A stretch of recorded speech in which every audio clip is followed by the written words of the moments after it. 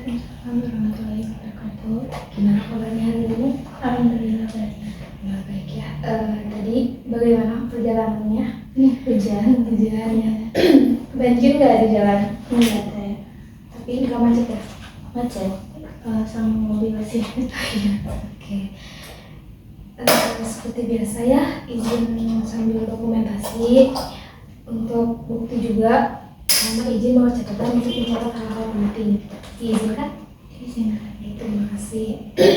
Nah, bagaimana duduknya udah nyaman belum? Udah nyaman. Udah ya. Kita mulai ya.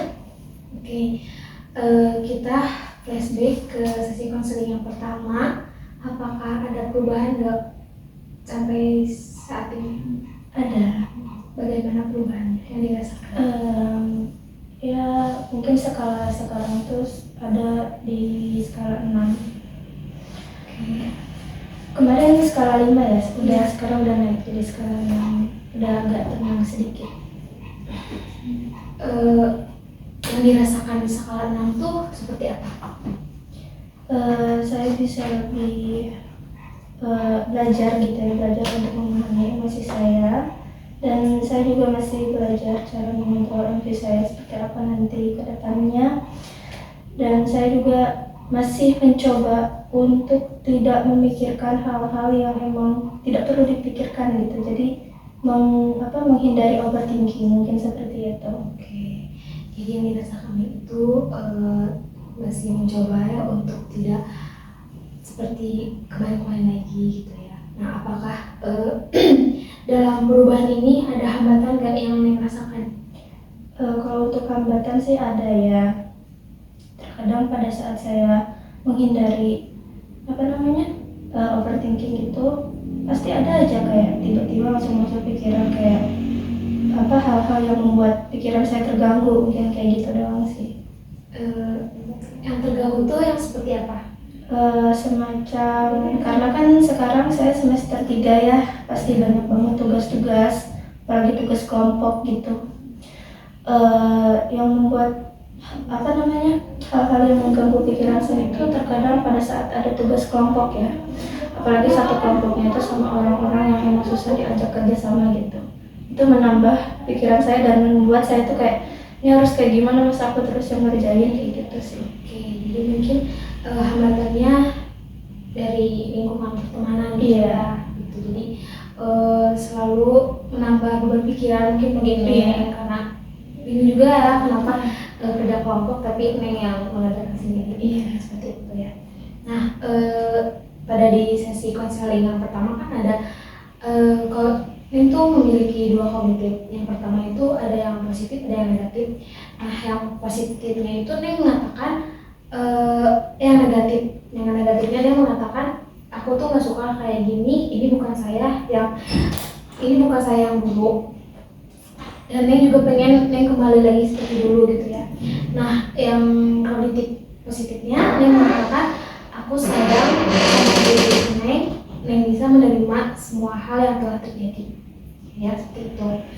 Lalu Neng mau menanyakan kepada Neng, menurut Neng untuk kehidupan Neng lebih baik, yang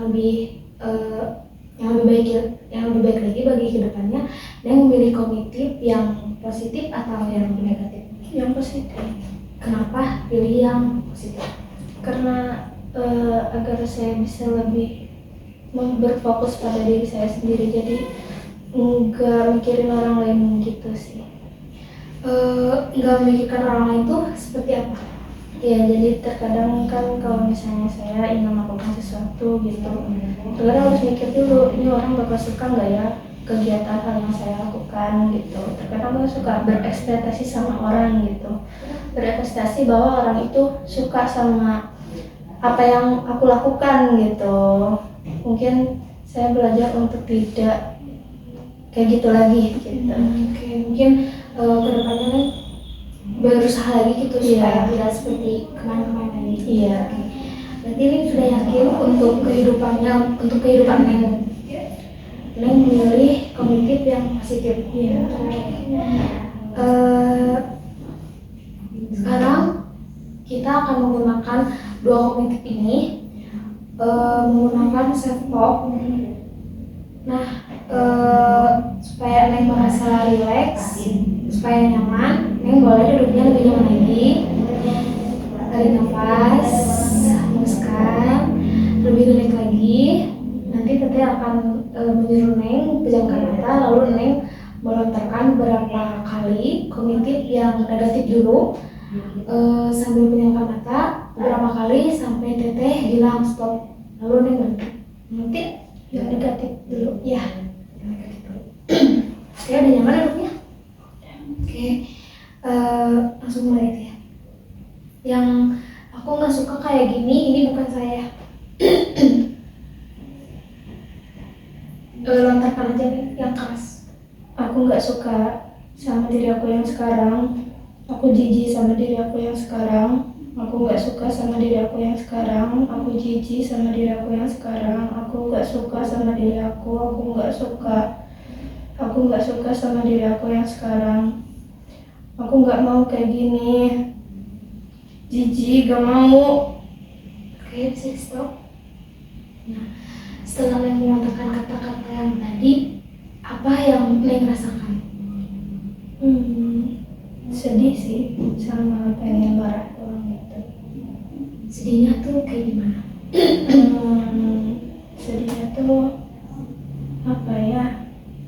Kayak masa lalu yang pernah, masa lalu orang yang pernah apa namanya? Yang melakukan hal-hal yang tidak baik gitu sama aku. Terus juga aku juga merasa marah sama orang itu gitu. Aku berharap aku nggak mau lagi ketemu sama dia gitu. Kayak gitu. Oke. Tadi juga Neng menyebutkan Neng merasa pengen marah gitu ya. Pengen marahnya tuh kayak gimana? Aku tuh kayak kalau misalnya aku ketemu tapi nggak mau ya, cuman kalau misalnya emang ketemu gitu tapi jangan sampai aku pengen kayak bilang ke orang itu, Orang yang melakukan melakukan hal yang buruk sama aku, kayak lo harus dapat hukuman yang lebih setimpal dari apa yang lo lakukan gitu. Kayak gitu sih. Oke. Sekarang kita ganti ke yang kognitif positif. Sekarang Neng pejamkan lagi matanya. Lalu Neng lontarkan lagi kata-kata yang aku sayang sama diri aku bisa menerima semua hal yang telah terjadi. Boleh dimulai? Aku bisa menerima diri aku pengen bisa berdamping dengan masa lalu aku, dengan trauma yang pernah aku alami. Aku pengen bisa berdamping dengan trauma yang aku pernah alami. Aku sayang sama diri aku. Oke. Ada perubahan yang dirasakan nggak dari kalimat tadi dan kalimat sekarang? Kalau yang untuk sekarang, pada saat saya mengucapkan kata kalimat tersebut, membuat saya sedikit rileks sambil menghembuskan napas gitu ya, menjadi lebih rileks dan ada sedikit ketenangan. Lebih tepatnya tuh sedikit ketenangan itu seperti apa? Kalau untuk sedikit ketenangan itu semacam apa ya, kayak memberi validasi positif kepada diri saya untuk tidak memikirkan hal tersebut gitu. Oke, lebih tepatnya untuk mendorong gitu ya, motivasi diri sendiri mungkin seperti itu. Oke. Tadi juga Neng sudah mengatakan kan dari asalnya di sisi konseling itu Neng berada di skala 5 dan sekarang Neng sudah berada di skala 6. Lalu tujuan Neng itu ingin berada di skala berapa sih? Pengen di skala 10. Bisa diceritakan di skala 10 tuh seperti apa gitu?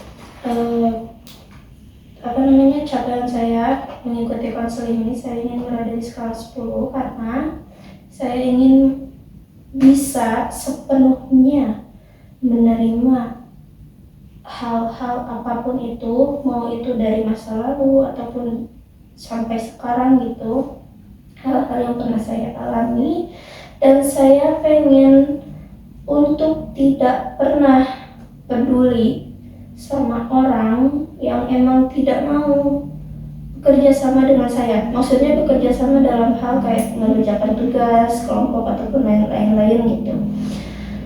Dan saya tidak ingin memikirkan hal-hal yang emang tidak perlu dipikirkan oleh saya. Mungkin seperti itu. Tete juga mau menanyakan lagi ya, persisnya di skala 6 tuh seperti apa? Yang merasakan apa aja di skala 6? Kalau untuk di skala 6, saya waktu kemarin saya mencoba untuk tidak merasa cemas. Cemasnya itu karena saya memikirkan tugas gitu. Karena tugas kelompok, terus kelompoknya juga banyaknya kayak gitu, tidak bisa diajak kerja sama, ujung-ujungnya saya yang ngerjain. Kadang saya juga merasa cemas, ini gimana ya caranya, bingung. Terus mau nanya ke kelompok juga nggak direspon terus gitu. Terus juga apa ya, kayak takut gitu nanti tugas ini sesuai nggak sama apa yang ingin dosen inginkan gitu. Mungkin kayak gitu sih. Kita flashback lagi ya ke sesi konseling yang pertama. Kan Neng pernah bilang kalau Neng tuh sering menampar diri Neng sendiri, lalu Neng punya niatan juga ingin mengonsumsi obat tidur, dan Neng kalau misalkan ada masalah atau Neng merasa overthinking, Neng langsung tidur aja gitu ya. Nah sekarang Teh mau tanya, apakah sekarang Neng masih melakukan seperti itu? Alhamdulillah udah enggak sih, tapi kalau misalnya emang suka ngerasa cemas ataupun takut ataupun overthinking kayak gitu, biasanya aku langsung ditidurin aja sih kayak gitu. Tapi alhamdulillah pokoknya nggak ngelakuin hal-hal yang kayak mukulin diri sendiri, terus minum obat dan lain-lain. Dan Mungkin dari sisi konseling pertama sampai sekarang tuh banyak yang Neng rasakan perubahan-perubahan positif gitu ya. Dari mulai yang asalnya Neng selalu menamparkan diri Neng sendiri, sekarang sudah tidak. Lalu Neng sudah tidak lagi mempunyai niatan ingin mengonsumsi obat tidur gitu ya. Tapi senang gitu ya mendengarnya, karena Neng banyak banget perubahan positif yang Neng rasakan gitu. Nah, kira-kira nih dari dua skema kognitif yang tadi, yang positif dan negatif, untuk kedepannya menurut Neng pilih yang mana untuk kehidupan Neng yang lebih baik lagi? Kognitif yang positifnya. Yang positifnya, yang Neng bisa menerima Neng apapun yang terjadi gitu ya. Iya. Oke. Kira-kira mau dimulai dari kapan skema kognitif yang positif ini dilakukan di kehidupan Neng? Kalau saya berharap saya bisa melakukan di hari ini gitu. Oke, jadi Neng berusaha untuk melakukan skema positif ini dimulai dari hari ini. Dimulainya dari apa dulu nih? Dimulainya dari bisa menerima diri aku dan tidak memikirkan orang. Oke, jadi ini lebih ke mementingkan diri sendiri dulu aja. Dan kesehatan mental aku gitu. Kesehatan mental aku, fisik aku, dan aku pengen berusaha untuk bisa hal itu gitu. Jadi ini berusaha untuk tidak memikirkan orang lain gitu ya, lebih mementingkan mental diri sendiri aja dulu. Iya. Oke. Tadi kan yang sudah memilih di skala 6 ya. Tadi kan yang sudah memilih skema kognitif yang positif, yaitu Neng lebih sayang Neng sayang sama diri Neng, lalu Neng bisa menerima semua hal yang telah terjadi. Lalu Neng tadi juga menyebutkan ingin lebih mementingkan mental diri sendiri daripada memikirkan orang lain. kira-kiranya kalau Neng bisa dalam melakukan skema ini di dalam kehidupan Neng gitu ya, eh, nanti kedepannya Neng bakalan di skala berapa? Ada mungkin di skala 8. Skala 8 tuh perubahannya seperti apa? Kalau menurut saya pribadi, untuk di skala 8 saya bisa menerima diri, menerima hal apapun, tidak, ya segitu sih. Oke. Dan untuk lebih tenang, tenang. Mungkin tadi Neng menyebutkan lumayan tenang ya. Iya. Dan di skala 8 Neng ingin merasakan lebih tenang lagi. Iya. Seperti itu. Iya. Oke. Mungkin Teteh akan menerima penugasan untuk Neng, yaitu penugasannya Neng menerapkan dalam kehidupan Neng maupun di kampus atau di rumah untuk menerapkan kognitif yang positif. Mengerti kan? Iya. Oke, gitu ya. Mungkin di sesi konseling yang kedua ini sudah di akhir sesi. Nah, kira-kira di sesi selanjutnya itu sesi 3, misalnya hari apa? Kalau untuk di sesi 3, ada apa ya? Sabtu. Oke, hari Sabtu sekarang. Sabtu kayaknya. Aku sih, bentar deh. Paling di hari Senin lagi tes. Soalnya kosongnya Senin. Oke. Jadi kalau misalkan di minggu sekarang nih nggak ada lagi jadwal kosong ya? Iya, nggak ada lagi dari yang kosong. Soalnya Sabtu Minggu saya ikutan panitia. Kalau hari Jumat juga nggak bisa nih? Jumat bisa, tapi mungkin jam 12-nya itu ada matkul, ada kelas teh. Udah di bulan itu. Oke. Nanti Teteh infoin lagi aja ya sama Neng. Oke. Terima kasih Neng telah bersedia di sesi konseling yang sesi 2 ini, dan Teteh juga terima kasih karena Neng sudah berusaha untuk merubah diri Neng supaya yang jauh lebih baik lagi dari yang kemarin gitu ya. Mungkin segitu aja dari Teteh. Mohon maaf apabila banyak kekurangan dari Teteh, banyak yang kesalahan dari Teteh. Terima kasih banyak. Karena Teteh juga masih belajar gitu ya. Oke. Assalamualaikum warahmatullahi wabarakatuh.